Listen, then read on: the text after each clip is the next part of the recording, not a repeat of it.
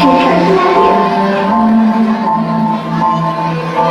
माँ, मुझे जी लेने दो।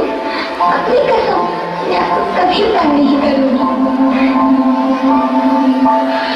जब जब खाना खाने के बाद अक्सर मीठा खा रही होंगी, तब मैं रसोई में जाकर सारे बर्तन साफ कर दिया करूंगी। माँ, स्कूल की चिंता मत करना, मैं भैया की किताबों से अपने आप ही पढ़ लिख जाऊंगी। और हाँ, पापा से कहना मेरे दहेज की चिंता ना करें। मैं आपके साथ रहकर आपके बुढ़ापे का सहारा बनूंगी। अगर फिर भी आपको लगता है कि मैं आप पर बोझ बनूंगी, तो आप इस ऑपरेशन का भी खर्चा मत करना। मैं ये भगवान जी से कह दूंगी कि मेरी माँ मेरा मरा मुँह देखिए।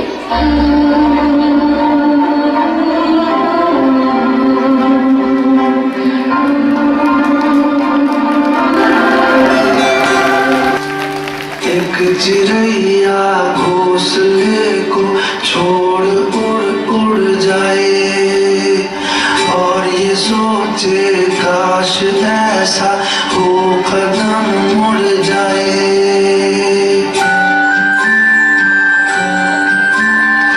एक चिड़ैया घोंसले को छोड़